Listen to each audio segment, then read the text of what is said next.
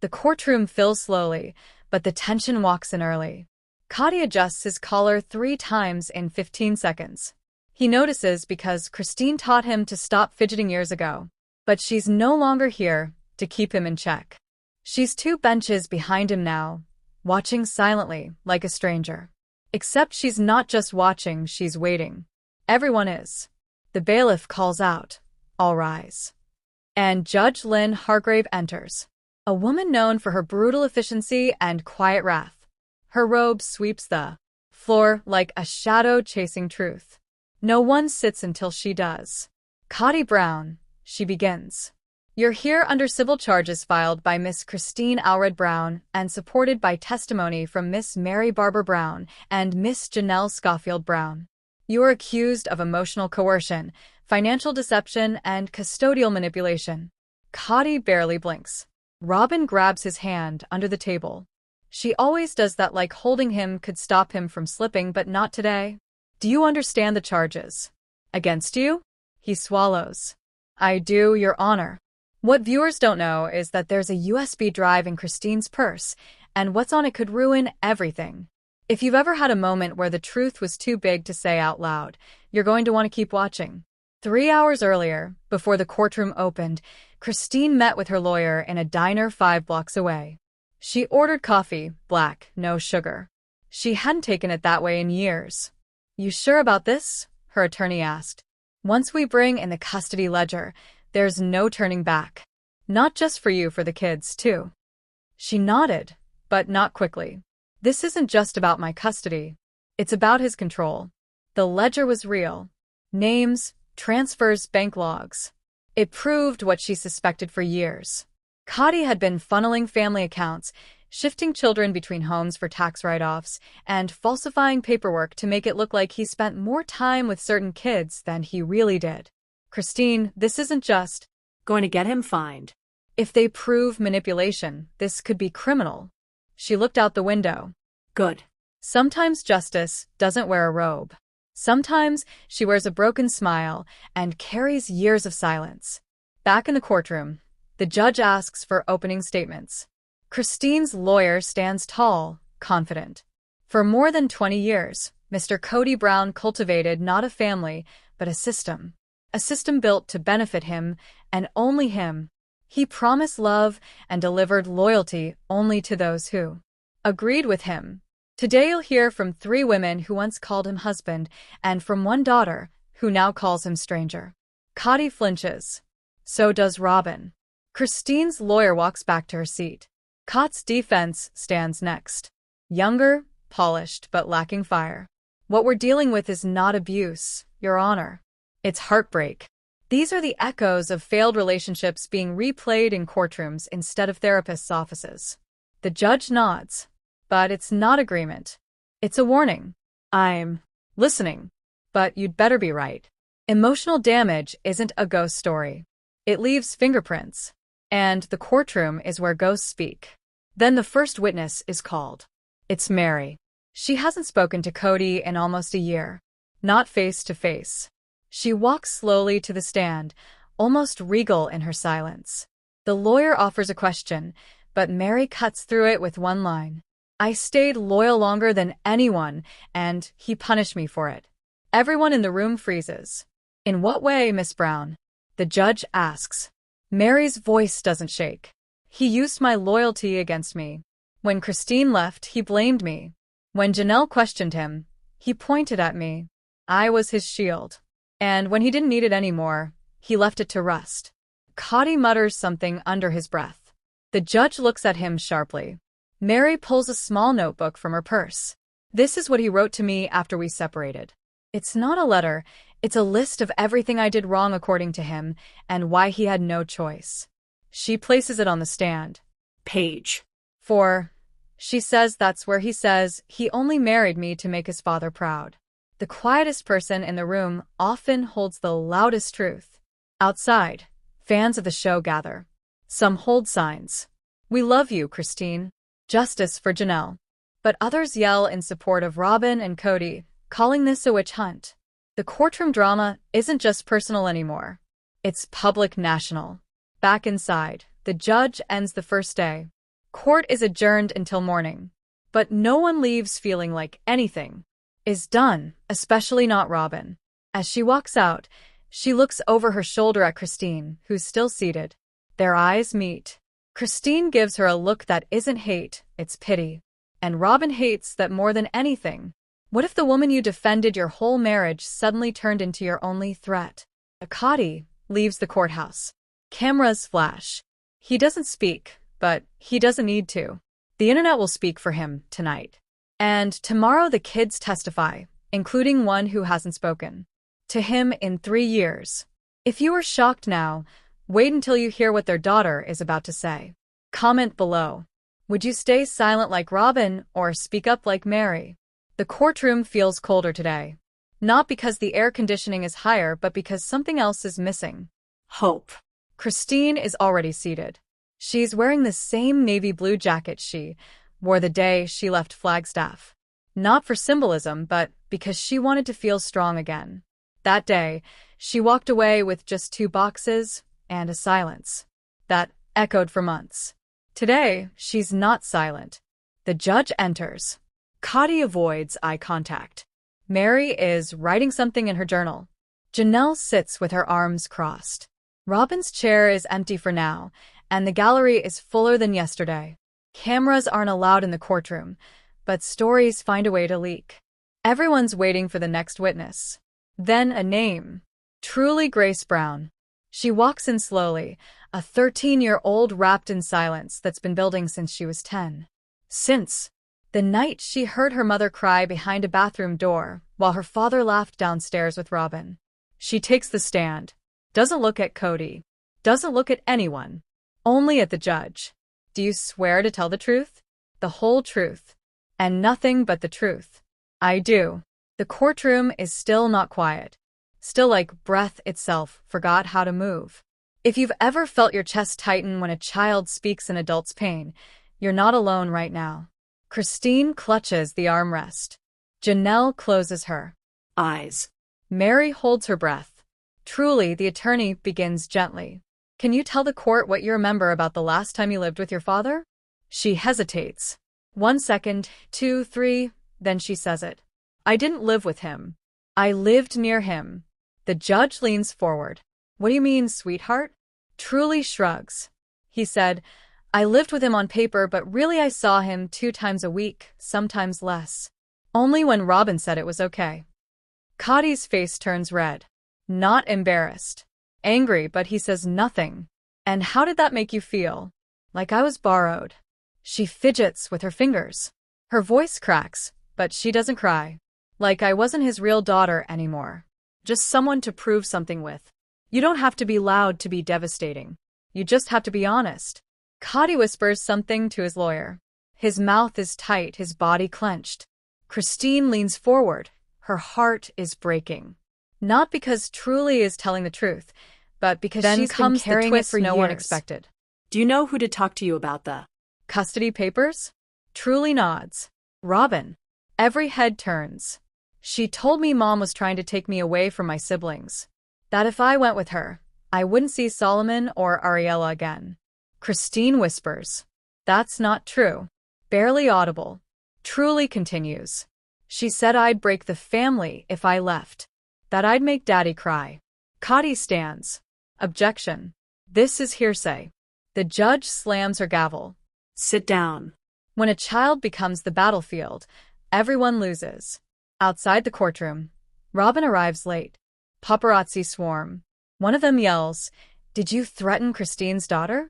She doesn't respond, but her eyes dart wildly. Back inside, Christine is shaking, not out of rage, out of guilt because she remembers those nights, the fights, the isolation, and the night she told Truly to pack her bags while pretending not to cry. But the worst part, she didn't know Robin had said those things. I just wanted to be where people weren't mad, all the time. Truly finishes. The courtroom is paralyzed. Christine finally stands. She walks to the front and leans down, whispering something into her daughter's ear. Truly nods, steps down, and hugs her mother tightly. In a courtroom filled with bitterness, forgiveness is the sharpest weapon of all. When the judge calls a recess, Kody leaves first. He doesn't look back.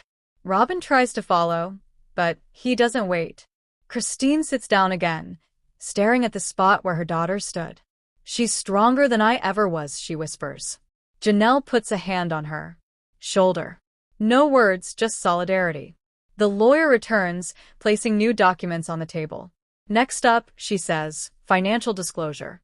Christine closes her eyes and says, "Let's burn it all down." Because when the truth finally walks and lies lose all their power, courtroom's air feels heavier now. Not because of the rain outside or the slow hum of the vents, but because today it's not about feelings. It's about facts, documents, bank logs, transfers, ledgers. Christine enters first. No makeup, no earrings. Like a soldier dressed for war, not for a camera. Janelle follows, clutching a manila folder like it's loaded with explosives. Mary doesn't say a word. She just stares forward, stone cold, and perhaps a little scared. The judge wastes no time. We'll now move into the financial section of the hearing. Miss Schofield Brown, you have submitted exhibits C through A. Is that correct? Yes, Your Honor, Janelle says. And then a name no one expected. Do you intend to call Robin Sullivan Brown to the stand for financial testimony? Christine doesn't even blink. Yes, Robin gasps. Kody sits up straight, finally realizing this part isn't about him anymore. Sometimes the only thing scarier than being accused is realizing you've been used. The first document shown is a joint account opened in 2016. The name on it, Janelle Schofield Brown, but the activity Robin Sullivan Brown, Christine's lawyer, clicks through the digital spreadsheet. Between 2016 and 2019, over $86,000 was funneled from Janelle's business earnings. A wellness brand she ran independently into this shared account, and nearly $79,000 of it was spent on properties, vehicles, and personal loans, none of which Janelle authorized. Robin finally speaks. I didn't know it was her money. Christine raises her eyebrow. You had to sign off to transfer it to Flagstaff Real Estate Escrow. I thought Kody handled that. Robin stammers. The courtroom freezes because that's when the second bomb drops. Your Honor, Janelle says slowly. I have emails, screenshots. He didn't authorize. Robin did. She used my EIN number and my old mailing address. Trust dies in silence, but fraud screams in paperwork. Christine turns to Robin. You told us to believe in the family, that we were building something together. Robin wipes a tear. I did believe that. I never meant to, but Christine isn't having it. You bought a car with my daughter's college fund. Silence, gasps. Even the judge frowns. That's not possible. Robin whispers. No one touched that fund. The attorney pulls out the final sheet. A withdrawal slip. October 2021. Flagstaff branch. Same account routing as the joint fund. It wasn't labeled college. It was labeled MSK family travel. Christine's voice shakes. That was for Isabel's surgery trip. You used it to pay for Disneyland. Kody stands up. That's enough. The judge slams the gavel. Sit down or be removed from this courtroom, Mr. Brown. He obeys, but barely. You can't build a family empire on secrets. Not when the receipts are screaming. Robin breaks. She starts sobbing, but no one moves to console her. Not even Kody. Christine stares at her. Not with hatred, but disbelief. You always said you didn't want the spotlight, she says. But you never stopped spending like you owned it. Robin looks up, mascara running. I didn't know. I swear, I didn't know where it all came from. Christine laughs. A cold, bitter laugh. You knew where it didn't come from. Me, Janelle, Mary, but you still spent it. The judge calls a short recess. No one moves right away. The silence is like shattered glass on a courtroom floor. Then Janelle stands, walks right up to Robin, and hands her a check. From my new business, she says, to replace the one you drained. Robin looks confused. Janelle smirks. It's blank. Revenge doesn't always come with screaming. Sometimes it comes with reminders. Back in session, the judge says the evidence is damning. But what happens next isn't about legality. It's about what Janelle says next.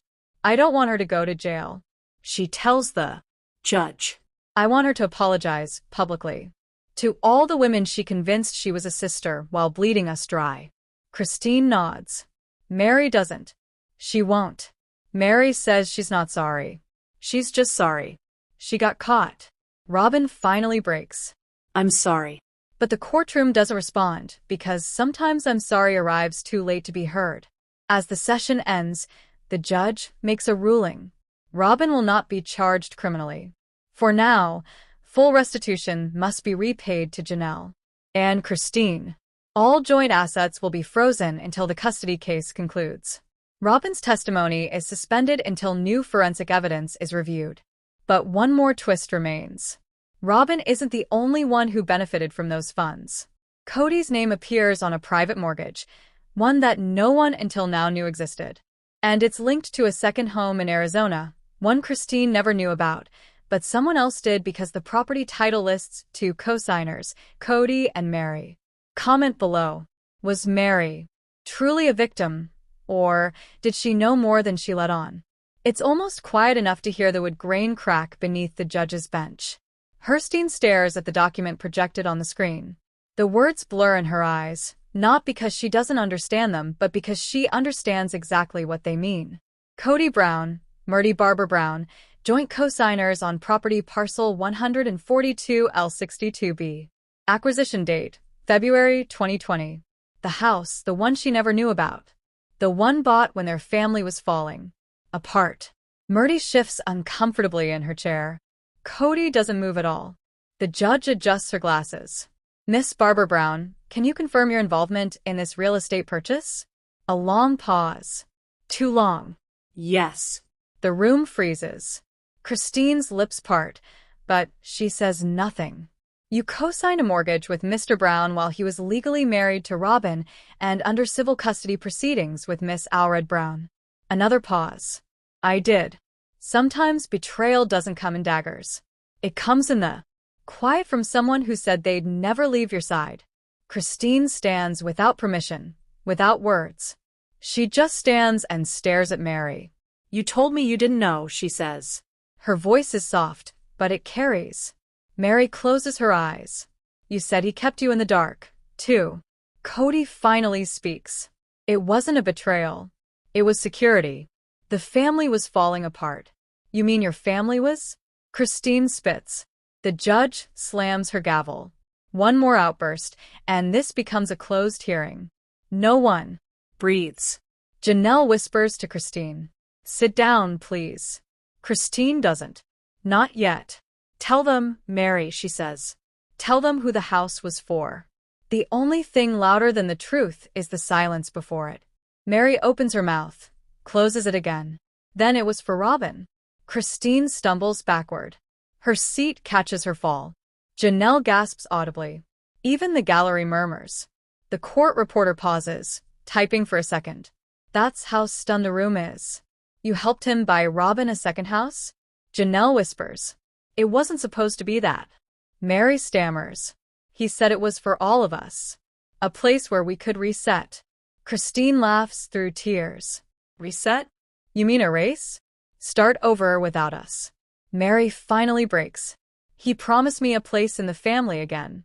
He said if I helped with the paperwork, he'd move Robin out of the main house, and I'd get weekends with Leon again. She stops herself. Too late. Because now everyone knows it was never about a house. It was about desperation. Bargaining, trading dignity for scraps of love. People don't always lie to hurt you. Sometimes they lie because they're too scared you'll leave when you know the truth. Robin covers her mouth. Janelle stands now, too. You knew Christine's daughter needed surgery. You knew I lost my lease that winter, and you helped them buy another house while we were living off credit cards. Mary cries now, not loud, just trembling sobs that she's been holding back for years. He said it would bring the family together again. Christine leans forward. Then, why didn't you tell us? Mary doesn't answer, but the answer is written all over her face. Because she wanted it to be true. Because she needed it to be true. Because after all these years, being Kody's leftover was worse than being his accomplice. The judge speaks again. This court is not here to weigh the emotional missteps of former spouses. But if there is proof that real estate manipulation affected child custody filings or financial disclosures, it will be addressed as fraud. Christine's lawyer steps forward. There is. We trace the down payment. It was funneled from the same account Robin used to pay her legal team during the custody freeze. The judge exhales slowly. This case just changed permanently. If you've ever trusted someone so blindly that you helped them hurt the ones you loved, you're not alone in this room. Court breaks for the afternoon. But there's no peace. Outside media chaos has erupted. Sister wives. Financial scandal explodes. Mary implicated in secret home deal. Christine and Janelle demand accountability. Cameras flash, reporters yell, but none of that matters. Inside the courthouse hallway, Christine finds Mary alone. She doesn't speak. She just hands her something. A photograph from 2007. All 4 wives, Kody and all the kids at Disneyland. Smiles, arms wrapped, laughing. It wasn't fake, Christine says. But it's over. Mary nods. I know. The end of a family doesn't always come with slamming doors. Sometimes it comes with whispered goodbyes and court transcripts. Later that evening, Kody holds a press conference, or tries to, but as reporters shout questions, he only manages one sentence. I did what I thought was best for my family, and then he walks off. But inside the courtroom, the damage remains. A second hearing is called for emergency reevaluation of custody terms, financial liabilities, and psychological impact on minor children. And someone new is being added to the witness list. Leon Brown. Their testimony tears through the silence like glass shattering, and from there Gabriel follows, bringing the court to its knees with revelations about forgotten birthdays, abandonment, and the grief of losing his brother Garrison. Every word reshapes the narrative from marital betrayal into generational damage. By the time Gabriel places Garrison's journal on the bench, the courtroom is no longer an arena of divorce. It has become a public funeral for a family that died long before this hearing began. When the judge finally delivers her ruling, it isn't just custody that changes hands. It's legacy. Christine is granted full legal and physical custody of Truly. Restitution is ordered. Investigations are launched. Therapy is mandated. And Kody, once the patriarch of an empire, is left standing alone at the defense table, a man stripped not just of authority, but of excuses. Outside, Christine holds her daughter's hand. Janelle stands beside her. Leon hugs them both. Cameras flash, fans cry, and headlines scream. But Christine doesn't smile. She simply breathes. Survival doesn't look like victory. It looks like walking away. A week later, the world has moved on, but the Browns haven't. Janelle starts a youth mental health foundation in Garrison's name.